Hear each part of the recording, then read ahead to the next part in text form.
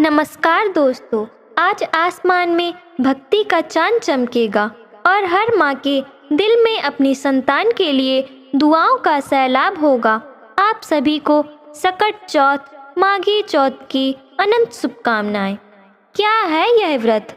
माघ मास की यह सकट चतुर्थी केवल एक उपवास नहीं, बल्कि एक माँ का अपनी संतान के प्रति अटूट प्रेम है। आज के दिन बहनें और माताएं अपनी संतान की लंबी उम्र, उनकी सुरक्षा और उनके सुनहरे भविष्य के लिए निर्जला व्रत रखती हैं। वहीं सूनी गोद जो संतान की चाह है, उनके लिए भी यह दिन वरदान लेकर आता है। कहते हैं कि सकट चौथ की पूजा तब तक अधूरी है जब तक हम संकट मोचन गणेश जी की महिमा को ना सुन लें। पूजा जितनी अनिवार्य है, कथा सुनना उससे कई ज़्यादा जरूरी है। तो आइए आज के इस खास मौके पर हम श्रद्धा के सागर में डूबकर वो पावन कथाएं सुने जो पीढ़ियों से हमारे घरों में सुनाई जा रही हैं। एक छोटा सा लेकिन अत्यंत विनम्र अनुरोध है, जिसे कृपया हल्के में ना लें। कथा के आरंभ करने से पहले अपनी सामर्थ्य और श्रद्धा के अनुसार अपने हाथ में थोड़े से तिल और कुछ पुष्प अवश्य ले लें। यह तिल और ये पुष्प केवल सामग्री नहीं, बल्कि आपके मन की श्रद्धा, आपके संकल्प और आपके विश्वास का प्रतीक है।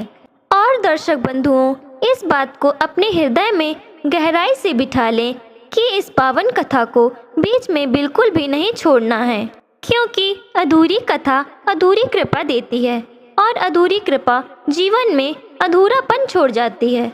जब हम पूरी श्रद्धा से बिना विचलित हुए अंत तक कथा का श्रवण करते हैं, तभी यह कथा केवल शब्द नहीं रहती, बल्कि हमारे कर्मों को शुद्ध करने वाली साधना बन जाती है। जब यह कथा पूर्ण हो जाए, तब उन्हें तिल और पुष्पों को जल से भरे लोटे में डालकर शांत मन से श्रद्धा पूर्वक चंद्रमा को अर्घ्य अवश्य दें। उस समय मन में कोई इच्छा ना रखें, बस इतना भाव रखें कि हे चंद्रदेव, यह श्रवण, यह तप, यह श्रद्धा सब आपको समर्पित है। और दर्शक बंधुओं, यदि आप ऐसी ही पावन कथाएं, व्रत विधान, गुण, धार्मिक रहस्य और सच्चे सनातन भाव से जुड़ी बातें नियमित रूप से सुनना चाहते हैं, तो हमारे चैनल शीतल साधना को अभी सब्सक्राइब कर लें। आपका एक सब्सक्राइब, आपका एक भाव हमारे लिए साधना के समान है। यही वह क्षण है जब इस व्रत, इस कथा और इस श्रवण का पूरा पुण्य केवल आपको ही नहीं, बल्कि आपके पूरे परिवार को प्राप्त होता है। और यही वह पुण्य है जो जीवन के कष्टों को धीरे धीरे शांत करता है और घर परिवार में शांति, सौभाग्य और संतुलन लेकर आता है। चलिए अब शुरू करते हैं गणेश जी के चरणों में ध्यान लगाकर यह पावन कथा। एक समय की बात है कि श्री विष्णु भगवान का विवाह देवी लक्ष्मी जी के साथ निश्चित हो गया। विवाह की तैयारियां होने लगी। सभी देवताओं को निमंत्रण भेजे गए, परंतु गणेश जी को अलग से निमंत्रण नहीं दिया। कारण जो भी रहा हो, अब भगवान विष्णु की बारात जाने का समय आ गया। सभी देवतागण अपनी अपनी पत्नियों के साथ विवाह समारोह में आए। उन सब ने देखा कि गणेश जी कहीं दिखाई नहीं दे रहे। तब वे आपस में चर्चा करने लगे कि क्या गणेश जी को न्योता नहीं दिया गया है, या फिर स्वयं गणेश जी ही नहीं आए। सभी को इस बात पर आश्चर्य होने लगा। तभी सबने विचार किया कि क्यों ना श्री विष्णु भगवान से ही इसका कारण पूछा जाए। विष्णु भगवान से पूछने पर उन्होंने कहा कि हमने गणेश जी के पिता भोलेनाथ महादेव जी को न्योता भेज दिया है। यदि गणेश जी अपने पिता के साथ आना चाहते तो आ जाते। अलग से न्योता देने की कोई भी आवश्यकता नहीं थी। और दूसरी बात यह है कि उनको 1.25 मन मूंग, 1.25 मन चावल, 1.25 मन घी और 1.25 मन लड्डू का भोजन दिन भर में चाहिए। यदि गणेश जी नहीं आएंगे तो कोई बात नहीं, दूसरे के घर जाकर इतना सारा खाना पीना अच्छा भी तो नहीं लगता। इतनी वर्ता करके कर ही रहे थे कि किसी ने सुझाव दिया, यदि गणेश जी आ भी गए तो उनको द्वारपाल बनाकर बैठा देंगे कि आप घर का ध्यान रखना। आप तो चूहे पर बैठकर धीरे धीरे चलोगे तो बारात से बहुत पीछे रह जाओगे। सबको यह सुझाव पसंद आया। तब विष्णु भगवान ने भी अपनी सहमति दे दी। होना था क्या, इतनी ही देर में गणेश जी भी वहां आ पहुँचे और उन्हें समझा बुझाकर घर की रखवाली करने बैठा दिया। बारात चल पड़ी। तब देवर्षि नारद जी ने देखा कि गणेश जी तो द्वार पर ही बैठे हुए हैं। वे गणेश जी के पास गए और उनके वहां रुकने का कारण पूछा। गणेश जी ने बताया कि भगवान विष्णु ने मेरा बहुत अपमान किया है। नारद जी ने कहा, आप अपनी मूषक सेना को आगे भेज दें तो वह रास्ता खोद देगी, जिससे उनके वाहन धरती में धंस जाएंगे। तब तो उन्हें आपको सम्मान पूर्वक बुलाना ही पड़ेगा। अब तो गणेश जी ने अपनी मूषक सेना जल्दी से आगे भेज दी और सेना ने जमीन ओली कर दी। उधर जब बारात वहां से निकली तो रथों के पहिए धरती में धंस गए। सब लाख कोशिश करें परंतु पहिया ना निकले। सभी ने अपने अपने उपाय कर लिए किंतु पहिए तो नहीं निकले, बल्कि जगह जगह से टूट और गए। किसी के समझ में नहीं आ रहा था कि अब क्या किया जाए। तभी देवर्षि नारद जी वहां पहुंचकर कहने लगे, आप लोगों ने गणेश जी का अपमान करके अच्छा नहीं किया। यदि उन्हें मना कर लाया जाए तो आपका कार्य सिद्ध हो सकता है और यह संकट भी टल सकता है। तब भगवान शंकर ने अपने दूत नंदी को भेजा और वे गणेश जी को लिवा कर लाए। फिर गणेश जी का आदर सम्मान के साथ पूजन किया। तब वहीं रथ के पहिए निकले।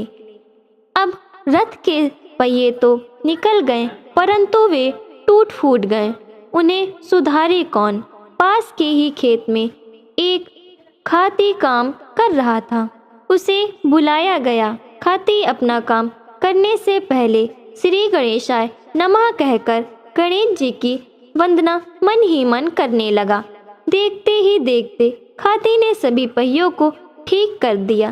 तब खाती कहने लगा कि हे देवताओं, आपने सर्वप्रथम गणेश जी को नहीं मनाया होगा और ना ही उनकी पूजा की होगी, इसीलिए तो आपके ऊपर यह संकट आया है। हम तो मूर्ख अज्ञानी हैं, फिर भी पहले गणेश जी को पूजते हैं, उनका ध्यान करते हैं। आप लोग तो देवतागण हैं, फिर भी आप गणेश जी को कैसे भूल गए। अब आप लोग भगवान श्री गणेश जी की जय बोलकर जाएं तो आपके सब काम बन जाएंगे और संकट भी नहीं आएगा। ऐसा कहते हुए बारात वहां से चल दी और श्री भगवान विष्णु का देवी लक्ष्मी जी के साथ विवाह संपन्न कराया। सभी सकुशल घर लौट आए। हे गणेश जी महाराज, आपने श्री विष्णु का जैसे कार्य सिद्ध कराया है वैसे ही कार्य सबका सिद्ध करना। सभी प्रेम से बोलिए, विघ्नहर्ता भगवान गणेश जी की जय। अब सुनिए सकट चौथ के दिन सुनी जाने वाली प्रमुख कथा। एक नगर में दो देवरानी जेठानी रहती थी। जेठानी बहुत अमीर थी और उसका घर धन दौलत से भरा था, जबकि देवरानी बहुत ही गरीब थी। देवरानी का पति जंगल से लकड़ियां काट कर लाता और उसे बेचकर जैसे तैसे अपना गुजारा करता था। देवरानी का पति अक्सर बीमार रहता था, जिस कारण घर की आर्थिक स्थिति बहुत खराब थी। देवरानी अपनी जेठानी के घर का सारा काम करती थी। जेठानी उसे मजदूरी के नाम पर बस बचा हुआ बासी खाना और अपने पुराने फटे पुराने कपड़े दे दिया करती थी। देवरानी बेचारी चुपचाप सब सहती और भगवान गणेश की भक्ति में लीन रहती। माघ का महीना आया और सकट चौथ का व्रत पड़ा। देवरानी ने पूरी श्रद्धा के साथ गणेश जी का व्रत रखा। उसने सोचा कि आज भगवान का दिन है, तो वह जेठानी के घर काम करने गई ताकि वहाँ से कुछ अच्छा खाना मिल जाए, जिससे वह अपना व्रत खोल सके और बच्चों को भी खिला सके। दिन भर काम करने के बाद जब देवरानी ने भोजन मांगा तो जेठानी ने बड़ी बेरुखी से कह दिया कि अभी तो घर में किसी ने खाना नहीं खाया है, तुम कल सुबह आकर बचा हुआ खाना ले जाना। देवरानी खाली हाथ घर लौट आई। घर पर उसके बच्चे और बीमार पति खाना की आस में बैठे थे। जब उन्हें पता चला कि आज रोटी नहीं मिलेगी तो बच्चे भूख से रोने लगे। पति ने गुस्से में आकर देवरानी को बहुत भला बुरा कहा और उसे पीटा भी। देवरानी का दिल टूट गया। वह रोते रोते पानी पीकर सो गई। सोते समय उसने मन ही मन गणेश जी से कहा, हे विनायक, आज मेरी भक्ति की लाज रखना, मेरे बच्चे भूखे सो रहे हैं। रात के सन्नाटे में एक चमत्कार हुआ। गणेश जी बूढ़े ब्राह्मण का भेष धारण करके देवरानी के सपने में आए। उन्होंने देवरानी को झकझोर कर जगाया और कहा, बेटी, मुझे बहुत भूख लगी है, मुझे कुछ खाने को दे दो। देवरानी ने रोते हुए कहा, महाराज, मेरे घर में तो अन्न का एक दाना भी नहीं है। गणेश जी बोले, ढूंढो, कहीं ना कहीं कुछ जरूर होगा। देवरानी ने देखा कि पूजा के बर्तन में एक मुट्ठी तिल और गुड़ का मिश्रण तिलकुटा बचा हुआ था। उसने बड़े प्रेम से वह गणेश जी को दे दिया। गणेश जी ने वह खाया और प्रसन्न हो गए। फिर उन्होंने कहा, बेटी, अब मुझे सौंस जाना है, मैं कहाँ जाऊँ? देवरानी ने लाचारी से कहा, यह झोपड़ी बहुत छोटी और टूटी हुई है, आप कहीं भी कोने में शौच कर लीजिए। गणेश जी ने वहाँ शौच कर लिया। उसके बाद उन्होंने पूछा, अब मैं अपना हाथ कहाँ पोंछूं? देवरानी को उस समय कुछ नहीं सूझा। उसने कहा, महाराज, आप मेरे माथे पर ही पोंछ लीजिए। इतना कहकर देवरानी की आंख लग गई। जब सुबह की पहली किरण फूटी और देवरानी की आंख खुली तो वह जो नज़ारा देख रही थी उस पर उसे यकीन नहीं हो रहा था। उसकी वह टूटी फूटी झोपड़ी अब एक आलीशान महल में बदल चुकी थी। देवरानी की आंखें फटी की फटी रह गईं। उसने देखा कि जिस जगह पर विनायक जी ने यानी उस बूढ़े ब्राह्मण ने अपने हाथ पोंछे थे, वहाँ उसके माथे पर हीरे और मोतियों की एक चमचमाती बिंदी लगी हुई थी। उसका पूरा घर, जो कल तक मिट्टी और फूस की एक कमजोर झोपड़ी था, अब सोने और चांदी से चमक रहा था। घर के कोने कोने में धन धान भरा पड़ा था। जो बर्तन कल तक खाली थे वे अब अनाज और स्वादिष्ट पकवानों से भरे हुए थे। उसके पति और बच्चे जो कल भूख से बिलख रहे थे, अब यह चमत्कार देखकर खुशी से झूम उठे। देवरानी समझ गई कि यह सब उसी संकट मोचन गणेश की कृपा है, जिन्होंने उसकी टूटी फूटी सेवा को भी स्वीकार कर लिया। उसने हाथ जोड़कर भगवान को धन्यवाद दिया। उधर जेठानी अपने घर में बैठी बैठी देवरानी का इंतजार कर रही थी। उसे लगा कि कल रात देवरानी को खाना नहीं दिया था, शायद इसीलिए वह नाराज हो गई है और काम पर नहीं आई। काफी देर हो गई, सूरज सिर पर चढ़ आया, लेकिन देवरानी नहीं आई। तब जेठानी ने अपने बच्चों को देवरानी के घर भेजा और कहा, जाओ अपनी चाची को बुला कर लाओ, कहो कि माँ बुला रही है, काम कौन करेगा। बच्चे दौड़ते हुए चाची के घर गए। वहाँ का नज़ारा देखकर वे दंग रह गए। जहाँ टूटी झोपड़ी होती थी वहाँ अब तक एक विशाल भवन खड़ा था। चाची और चाचा नए और कीमती कपड़ों में सजे हुए थे। बच्चों ने वापस जाकर अपनी माँ को बताया, माँ माँ, चाची का घर तो बदल गया है, वहाँ तो सब कुछ सोने चांदी का हो गया है। चाची तो अब महारानी जैसी लग रही है। जेठानी को विश्वास नहीं हुआ। वह खुद दौड़ी दौड़ी देवरानी के घर पहुंची। जब उसने अपनी आंखों से देवरानी का ठाट बाट देखा तो उसका मुंह खुला का खुला रह गया। जलन और ईर्ष्या से उसका बुरा हाल हो गया। उसने देवरानी से पूछा, अरे यह सब कैसे हुआ? कल तो तेरे पास खाने को रोटी नहीं थी, आज तू इतनी अमीर कैसे हो गई? मुझे सच सच बता, तूने क्या जादू टोना किया है? देवरानी को मन की बहुत साफ और भोली थी। उसके मन में कोई छल कपट नहीं था। उसने जेठानी को सारी बात सच सच बता दी। उसने कहा, दीदी, कल रात जब मैं आपके यहाँ से भूखी प्यासी लौटी तो पति ने मुझे बहुत मारा। मैं रोते रोते सो गई। सपने में गणेश जी आए। उन्होंने मुझसे खाना मांगा। मेरे पास बस तिलकुटा बचा था, मैंने वही खिला दिया। फिर उन्होंने शौच की जगह मांगी तो मैंने घर का कोना बता दिया। फिर उन्होंने हाथ पोंछने की जगह मांगी तो मैंने अपना सिर आगे कर दिया। बस सब कुछ सुबह उठी तो देखा कि उनकी कृपा से सब कुछ सोना बन गया है। यह सुनते ही जेठानी के मन में लालच का सांप लौटने लगा।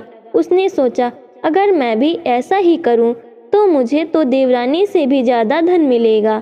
मेरा घर तो पहले से बड़ा है, मैं उन्हें और अच्छा खाना खिलाऊंगी तो भगवान मुझे और ज़्यादा देंगे। जेठानी तुरंत अपने घर लौटी। शाम होते ही उसने एक नाटक रचा। वह अपने पति के पास गई और बोली, सुनो, आज तुम मुझे मारो। पति हैरान हो गया। वह बोला, अरे पगली, मैंने आज तक तुझे कभी डांटा तक नहीं, मैं तुझे क्यों मारूं? भला कोई अपनी पत्नी को बिना बात के मारता है क्या? लेकिन जेठानी जिद पर अड़ गई। वह बोली, नहीं, तुम्हें मुझे मारना ही पड़ेगा। मुझे कपड़े धोने वाले डंडे और पाटे से मारो ताकि मैं रोते हुए सो सकूं। पत्नी की जिद के आगे हार मानकर पति ने उसे हल्का सा मारा, लेकिन जेठानी ने खूब रोने धोने का नाटक किया। उसने पहले से ही कढ़ाई भर के शुद्ध घी का चूरमा और तरह तरह के मेवे मिष्ठान बनाकर ऊंचाई में रख दिए थे। वह मन ही मन सोच रही थी कि देवरानी ने तो सूखा तिलकुटा खिलाया था, मैं भगवान को देसी घी का चूरमा खिलाऊंगी तो वे खुश होकर मुझे और ज़्यादा देंगे। यही सोचते सोचते वह सो गई। रात के समय गणेश जी फिर से उसी बूढ़े ब्राह्मण के रूप में आए, लेकिन इस बार वे जेठानी के सपने में पहुँचे। गणेश जी ने जेठानी को जगाया और बोले, माई, मुझे बहुत भूख लगी है, कुछ खाने को दे दे। जेठानी तो इसी का इंतजार कर रही थी। वह झट से बोली, हाँ हाँ महाराज, मैंने आपके लिए ही तो यह सब बना कर रखा है। देखो, ऊपर छीके में देसी घी का चूरमा, काजू, बादाम और मेवे रखे हैं, आप पेट भरकर खा लो। मेरी देवरानी ने तो आपको सूखा तिल खिलाया था, मैं आपको शाही भोजन करा रही हूँ। गणेश जी ने मुस्कुराते हुए वह भोजन ग्रहण कर लिया। इसके बाद गणेश जी बोले, माई, अब मुझे शौच जाना है, मैं कहाँ जाऊँ? जेठानी ने तपाक से जवाब दिया, महाराज, मेरी देवरानी की तो टूटी झोपड़ी थी, इसलिए आपको कोने में जाना पड़ा। मेरा घर तो बहुत बड़ा है, हवेली जैसा है, आप जहाँ चाहें, जिस भी कमरे में चाहें वहाँ निमट लीजिए, कोई रोक टोक नहीं है। गणेश जी ने कहा, ठीक है। अंत में गणेश जी ने पूछा, माई, अब मैं अपने हाथ कहाँ पोंछूं? जेठानी तो बस इसी पल का इंतजार कर रही थी। उसने अपना माथा आगे करते हुए कहा, महाराज, इधर उधर क्यों पोंछते हैं? मेरे माथे पर पोंछ लो, और हाँ, खूब अच्छे से पोंछना। वह मन ही मन खुश हो रही थी कि अब उसके माथे पर भी बहुत बड़ा हीरा लगेगा। सुबह हुई। जेठानी बड़े उत्साह के साथ जगी। उसे लगा कि जैसे ही वह आँख खोलेगी उसे चारों तरफ सोना ही सोना दिखेगा, लेकिन जैसे ही उसने आंखें खोली उसके होश उड़ गए। उसने देखा कि पूरे घर में भयंकर बदबू फैली हुई है। जहाँ देखो वहाँ गंदगी ही गंदगी पड़ी है। जिस जगह उसने भगवान को निमटने के लिए कहा था वहाँ गंदगी के ढेर लगे थे। उसके कीमती कपड़े, फर्नीचर और घर का सारा सामान खराब हो चुका था। और तो और जब उसने अपना माथा शीशे में देखा तो वहाँ कोई हीरा या मोती नहीं चमक रहा था, बल्कि वहाँ भी गंदगी लगी थी। जेठानी यह देखकर जोर जोर से रोने लगी। उसका पति भी बदबू के मारे परेशान होकर जाग उठा और घर की हालत देखकर जेठानी पर बहुत गुस्सा हुआ। वह बोला, यह सब तेरे लालच का नतीजा है।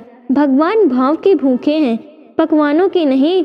देवरानी ने सच्चे मन से जो रूखा सूखा दिया है उससे भगवान प्रसन्न हुए, और तूने दिखावे और लालच में इतना सब किया, लेकिन तेरे मन में खोट था, इसलिए भगवान ने तुझे यह दंड दिया। जेठानी को अपनी गलती का एहसास हो गया।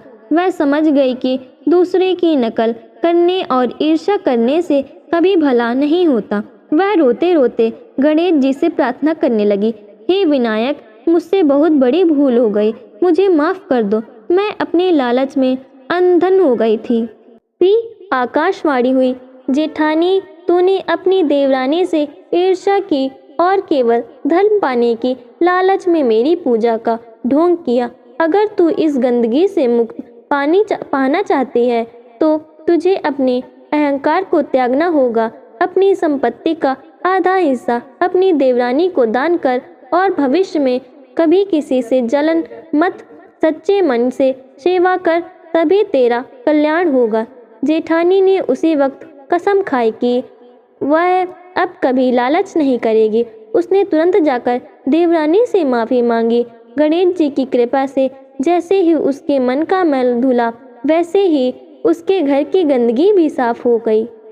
हालांकि उसे देवरानी जैसा अपार धन तो नहीं मिला, लेकिन उसे जीवन की सबसे बड़ी सीख मिल गई थी। सुख संतोष में है, ईर्ष्या में नहीं। उस दिन के बाद से जेठानी और देवरानी दोनों प्रेम से रहने लगी और हर सकट चौथ को मिलकर गणेश जी की पूजा करने लगी। इस कहानी से हमें यह सीख मिलती है कि भगवान केवल सच्ची भक्ति और श्रद्धा देखते हैं।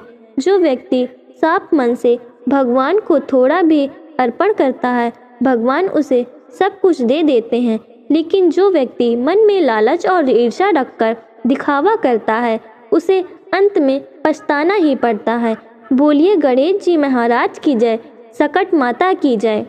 हे गणेश जी महाराज, जैसे आपने उस देवरानी पर कृपा की, वैसे ही हम सब पर करना। इस मंगल कामना के साथ आज की कथा को यहीं विराम देते हैं। चलिए अब हाथ जोड़कर प्रभु की आरती का गुणगान करते हैं। जय गणेश जय गणेश जय गणेश देवा, माता जकी पार्वती पिता महादेवा। जय गणेश जय गणेश जय गणेश देवा, माता जकी पार्वती पिता महादेवा। एक दंत दयावंत चार भुजाधारी, एक दंत दयावंत चार भुजाधारी, माथे सिंदूर सोहे मूष की सवारी, माथे सिंदूर सोहे मूष की सवारी। पान चढ़े फूल चढ़े और चढ़े मेवा, पान चढ़े फूल चढ़े और चढ़े मेवा। लड्डुवन का भोग लगी संत करे सेवा। जय गणेश जय गणेश जय गणेश देवा, माता जकी पार्वती पिता महादेवा। अंधन को आँख देते, कोढ़िन को काया, बांझन को पुत्र देते, निर्धन को माया। सूर श्याम शरण आए, सफल कीज सेवा।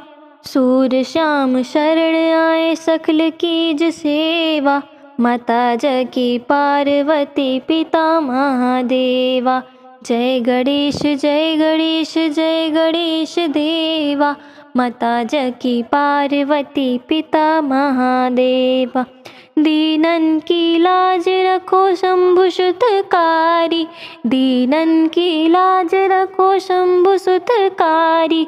कामन को पूर्ण करो जाओ बलिहारी, कामना को पूर्ण करो जाओ बलिहारी। जय गणेश जय गणेश जय गणेश देवा, माता जकी पार्वती पिता महादेवा। बोलो गणपति बप्पा की जय, बोलो सकट माता की जय।